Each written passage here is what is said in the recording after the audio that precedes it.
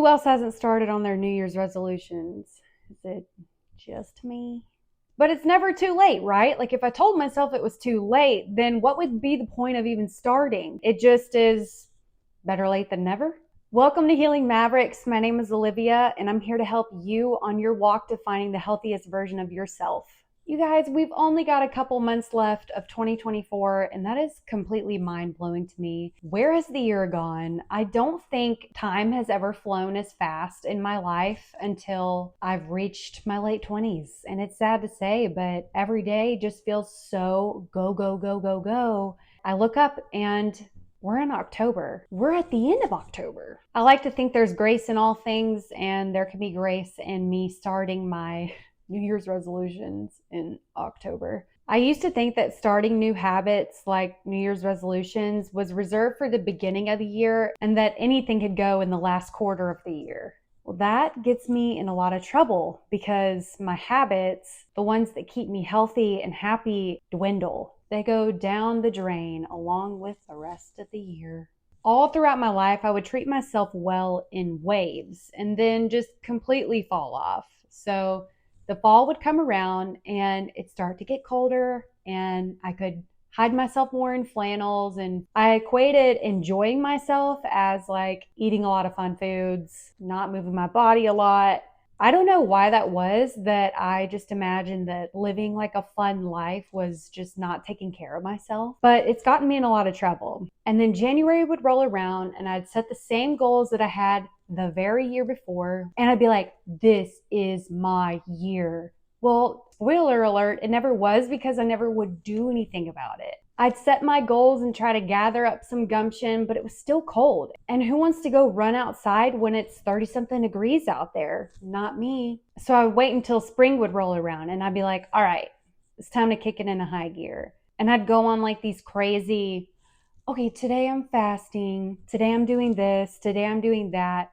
Nothing was ever consistent, and it was so unhealthy. Summer would be here and I'd just be like, I'm awesome the way that I am. And that is true, but there is a fine line between like loving yourself for who you are, but also wanting to better yourself. And so I've always tried to figure out what's that healthy version where I love me for me, but also love myself enough that I want to do something good for myself. And so that's kind of where I am now. Through all of this cyclical get healthy stuff, I've learned that health has to be attained and maintained, or I lose it and then always find myself in the attain and the give up phase. I have to be consistent or I never actually am healthy. In the last quarter of 2024, I think there's room to dig a little deeper. Digging deeper in health to me means finding the healthiest version of me and sticking to it consistently, no matter what I look like. It's more about a feeling. How do I feel in the morning when I get my workout in before I take on the day's tasks? How do I feel around that 2 to 4 p.m. range? Do I have a smile on my face in the closing shift? Do I have anything left to give the people around me? That's what I'm talking about. That's what health means to me. So I don't know about you, but I'm really craving finding that healthiest version of me in the last quarter of the year. So let's chat about what I'm doing to become the healthiest version of me by the end of the year. Number one,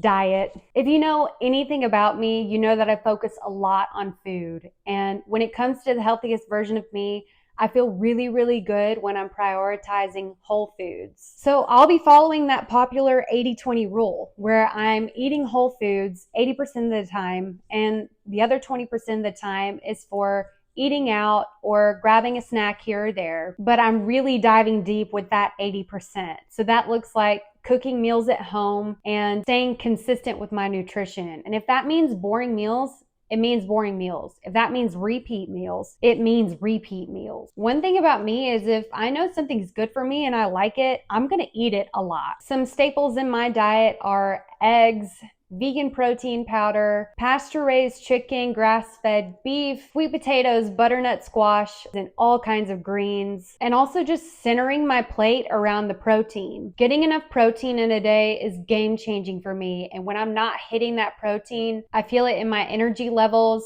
how my face is glowing, how I'm showing up for other people, how confident I am in my own skin, and how I'm recovering after a hard workout. The second thing I'm going to be doing is walking outside.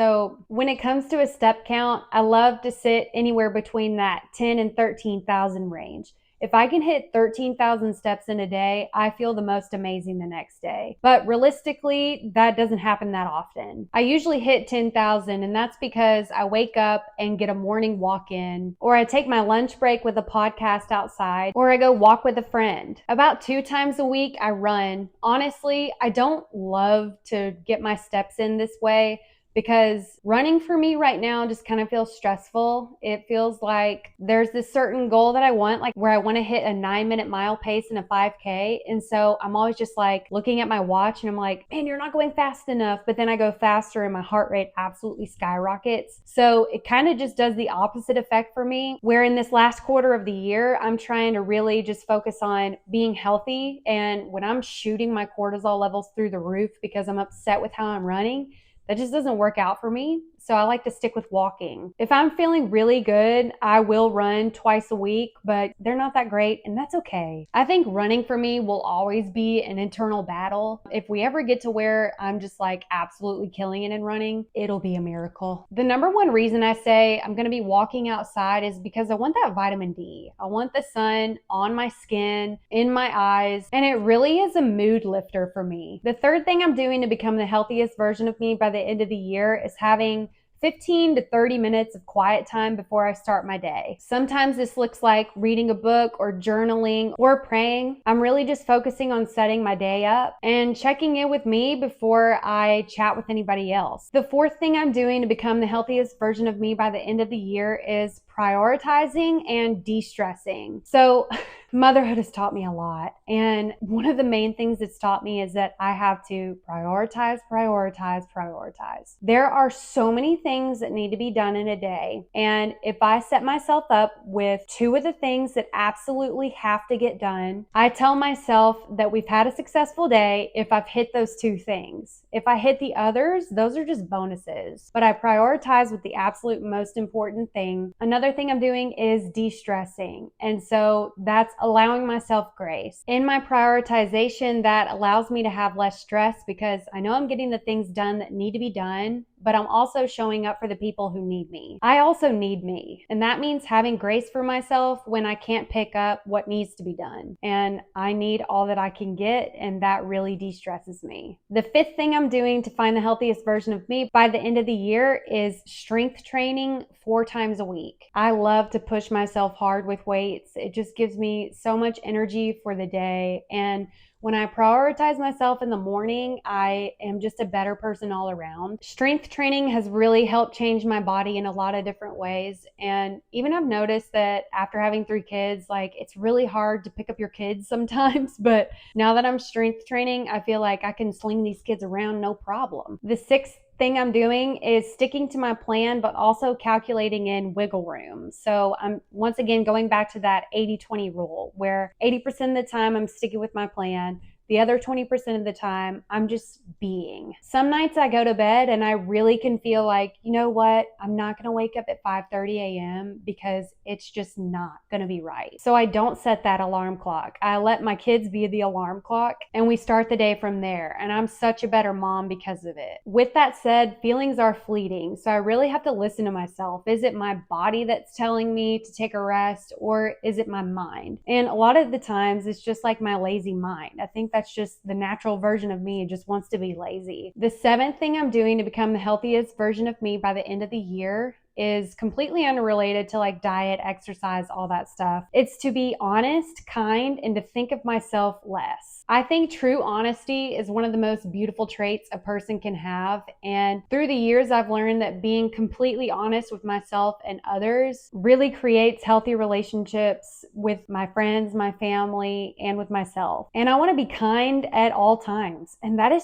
so hard. Like when I'm thinking of myself 24/7, I'm thinking like, man, I didn't get to do this today, or when's the last time I got to go do hot yoga, or whatever it is. I can really turn into nothing pretty. And that kindness to me really leads into what I'm saying about thinking of myself less. When I think of myself all the time, I'm really just thinking of like how can people do things for me? And that can put me in a really negative spot. And I don't want to be there the rest of the year, especially when it's like we've got Halloween coming up and Thanksgiving and Christmas. And those holidays are all about being together and having a smile on your face and loving one another. So whenever you think about it, message me and tell me to think of myself less. So just to recap, what I'll be doing for the end of the year to get to the healthiest version of me is eating whole foods, especially protein, walking outside, getting 15 to 30 minutes of quiet time before I start my day, prioritizing yet de-stressing, strength training while sticking to my plan but allowing for grace and real life to happen, and being honest, kind, and thinking of myself less. You see what I mean by we completely need each other for encouragement and motivation, but it also is totally attainable, and I know it's there for me. If you feel like there's something I've left off and you feel like you want to share about it, comment below and let me know what it is that we should be doing together. I love to hear from you guys as it really helps me grow as a person. Please like this video as it helps my channel so much, and don't forget to subscribe and hit the notification button so you don't miss the next one, and have a beautiful day.